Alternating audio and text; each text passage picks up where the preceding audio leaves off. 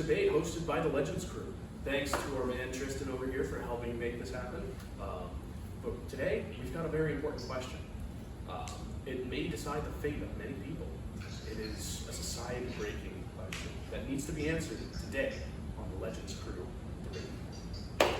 Pens or pencils? Which is superior? Pencils. All right, you say pencils? You say pens. Pens. All right. Now, I'm going to set the rules as I am the moderator of today's debate. Both of you are going to have 30 seconds to respond to my individual question. We'll be starting with the first question. The first question is an open question. Whichever one of you wants to get to it first will have the question. It is pencils or pens? Which one is superior, as we had already discussed, and why? You have 30 Pens. seconds. You say it? 30 seconds, go. Because pens are better because, like, say if you have, like, an important document, right? Why would you write it in a pencil when it could just be easily erased? You can't erase a pen. Yes, you can. No. Think about it. You can't. I'm the moderator, I can't respond. You can't do it. Yes, you 8, can. You can't. 7, There are Yes. erasable pens. 5, 4, 3, 2, 1. Pens are better. Oh my god. Thank you. Excellent work, excellent work. You are very convincing. Matter of fact, at the moment, I lean your way. But let's see what she has to say. Pens or pencils? Which ones are better? Why? 30 seconds. Pencils are better because there's so many things, because you have different like thicknesses of pencils. You can like make it darker or lighter, and when it comes to like needing to like do art or like anything, you have to start with a pencil, and it just makes your lines look nicer, like a nice sketch over a nice ink thing. Like I don't prefer the ink looking things. They look weird, and you like mess up your lines and stuff, and you can't erase a pen. So you can only erase a pencil, so it'd be easier. Plus, when taking notes, if you mess up a word, if it's like an important like essay, Time's up. Good work so far. I'm neutral now. I'm neutral. I could go either way. But I'll tell you this. It is now time for the best part of the segment, the back and forth. I'm going to ask you a question, and he will respond to your answer. And you will respond to his answer. Understood? All right.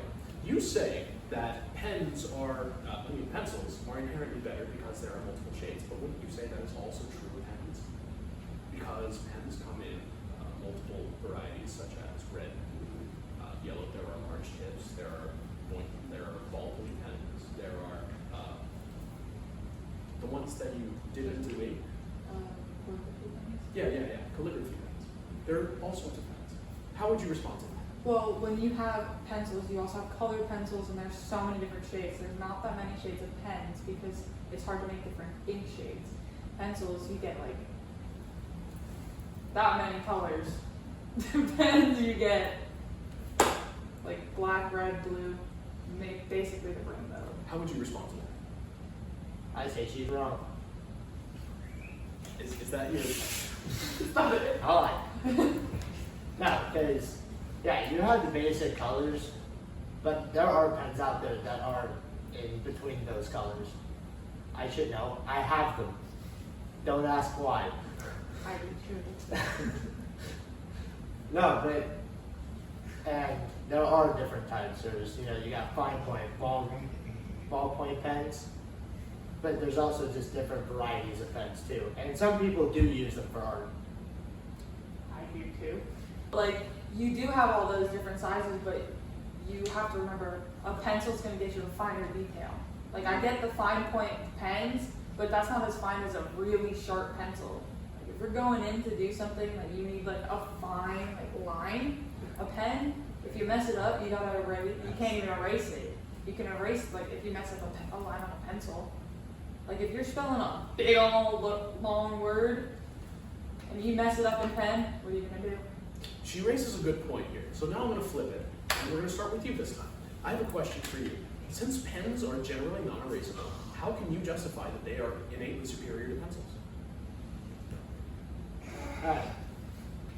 They are better than pencils. Because, if you do mess up, there are a couple of downside to pens.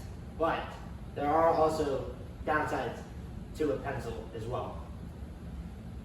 And it's like I go back to important stuff, right? Would you grab a pencil or a pen in that scenario? Are you asking, or is that a statement? That's a statement. Like, say because like, if it was like a really important document, I would go for the pen, hands down every time.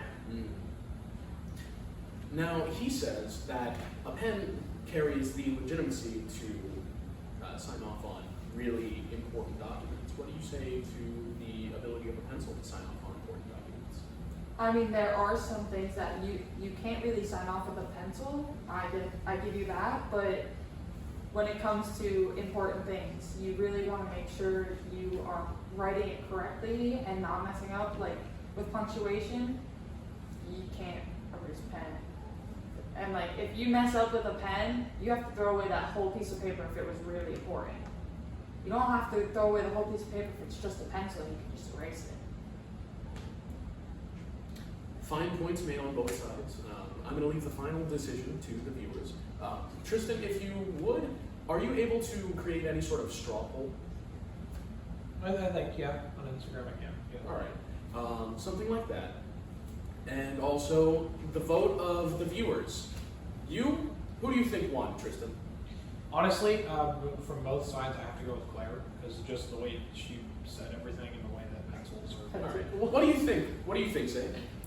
I have to go with Claire on this one, just because a lot of what she said I can agree with and attest to, because I am an artist as well. And just doing a lot of finer and more articulate sketches, you have to be able to erase something if you mess it up. And like with pens, yeah, most pens you can't erase anything, and there are some that Okay, actually very erasable. you are not the one debating. I was just asking for a yes or no vote. But I yeah, appreciate your input. However, the point of this is for these two people to talk. Your opinion is irrelevant at the moment. Is that how we're gonna end that? Okay.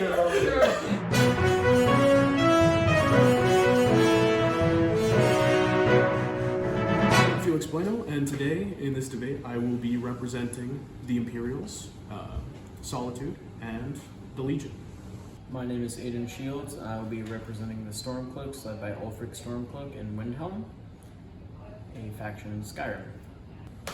hello everyone. The next debate that we are going to be doing is one that we kind of hyped up heavily earlier in the podcast, and that's going to be all Skyrim related, Imperial and Stormcloak. Yes. Each of them is representing certain sides, and basically what we're going to do is I'm going to give each and every one of them a minute to speak, tell me why they think whichever side they're supporting is better than the other. So, Felix, we're going to start with you. Which do you think is better and why? Clearly, the Imperials, for plenty of geopolitical reasons.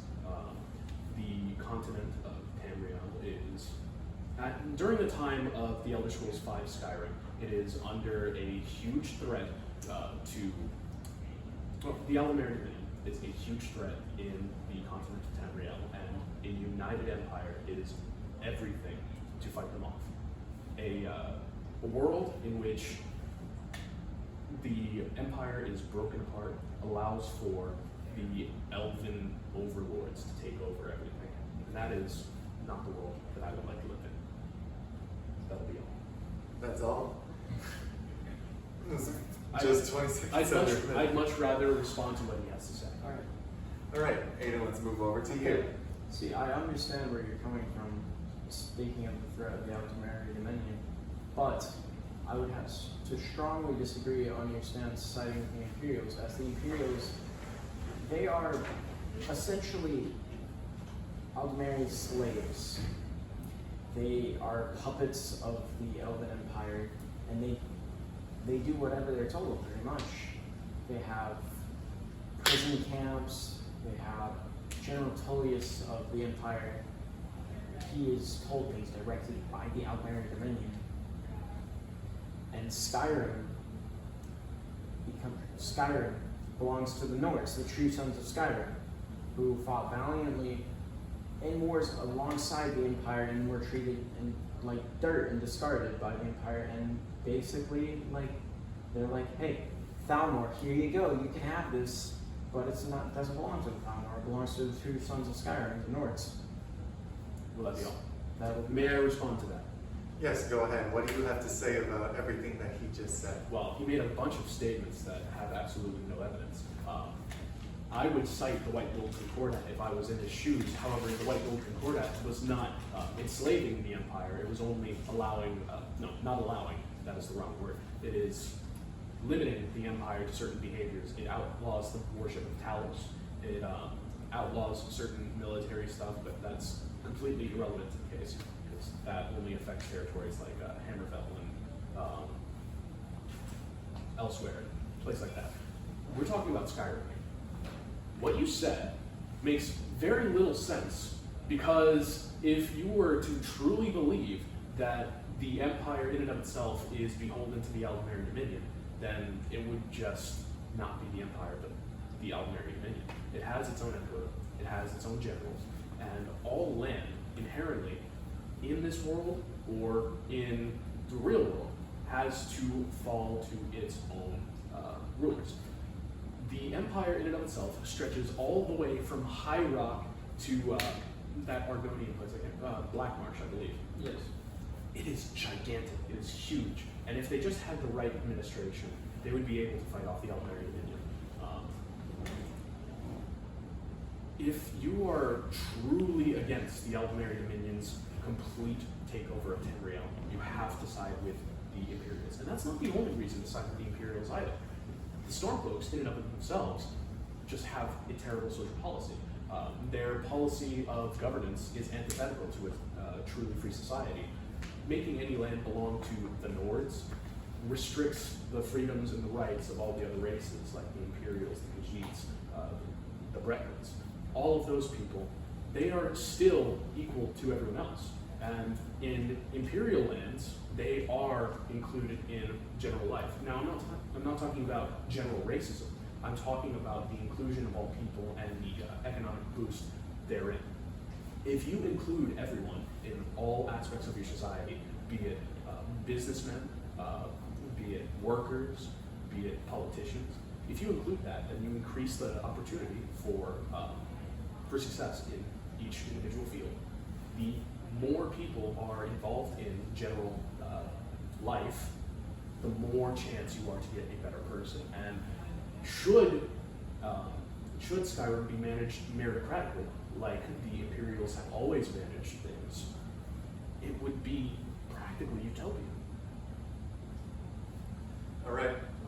What is your response to all of this? I can see where you're coming from, and I think we can both agree on this, that the Almeri Dominion is the enemy.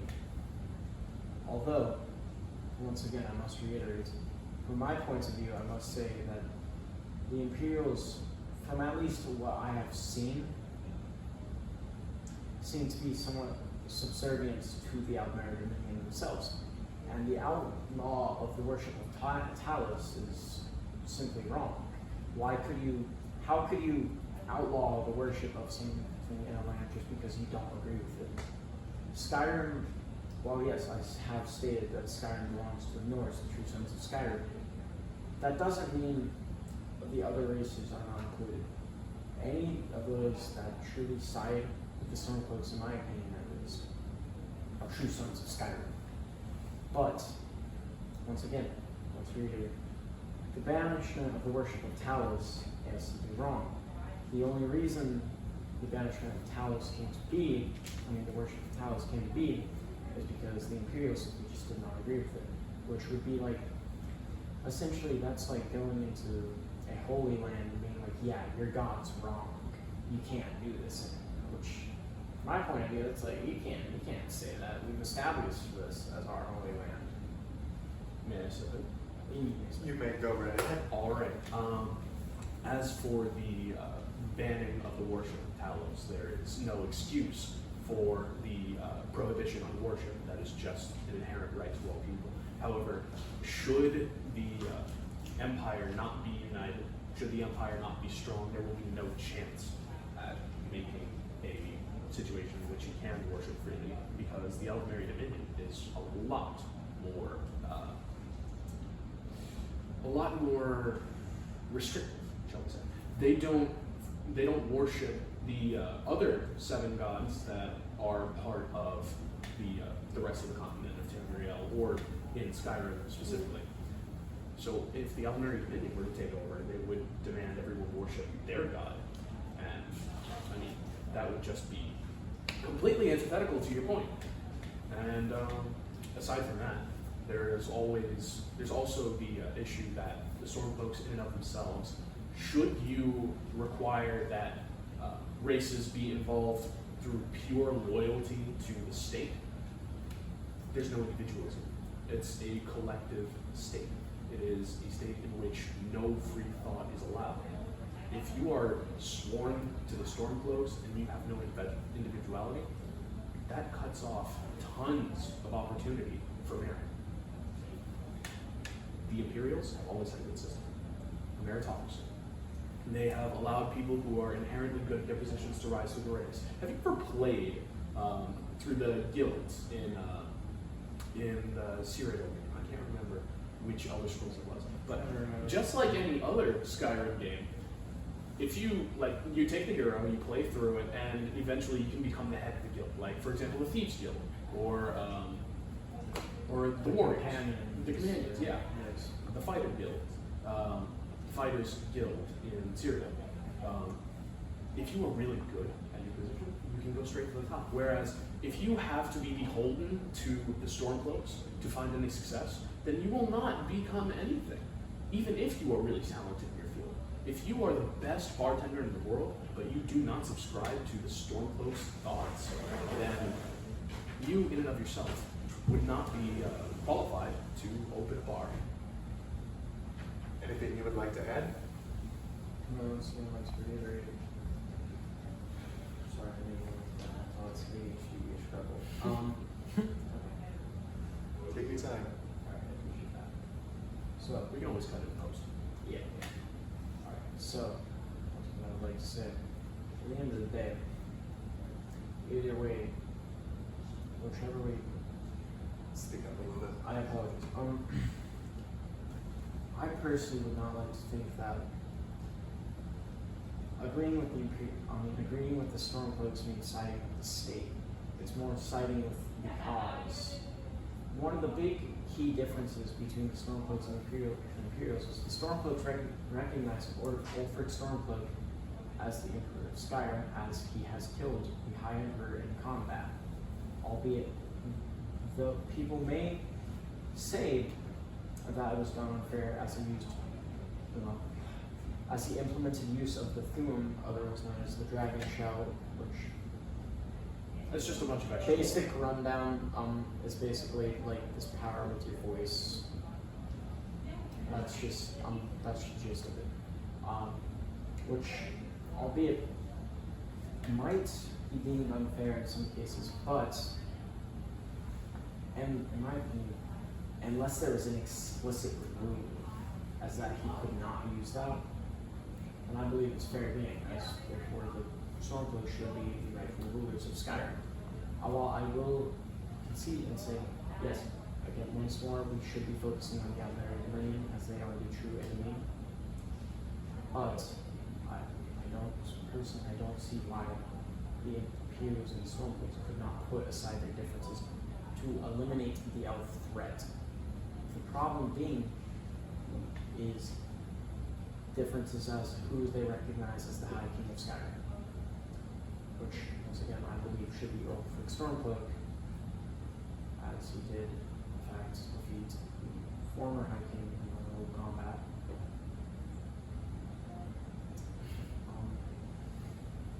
I have 3 things to say.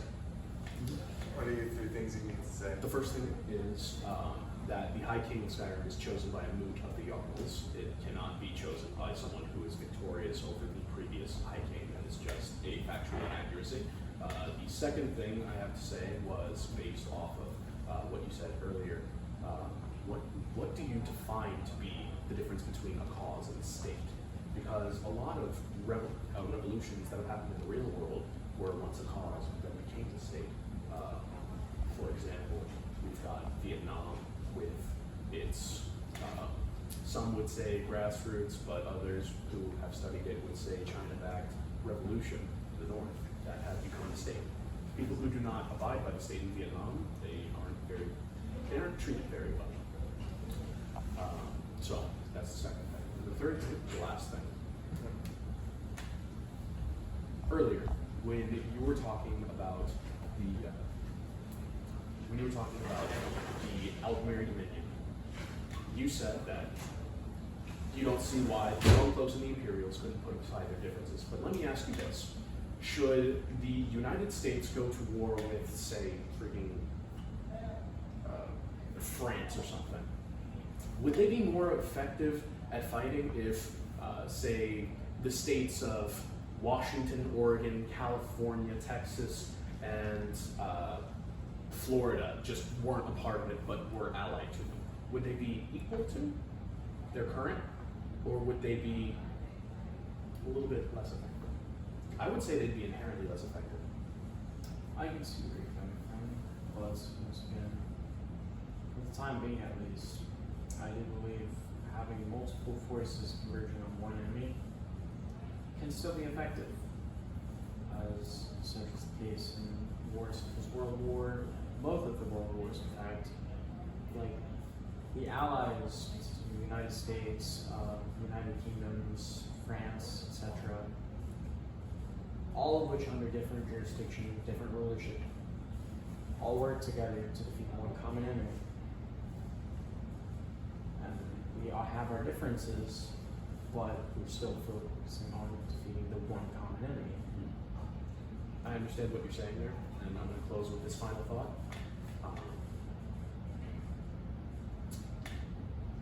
In the timeline of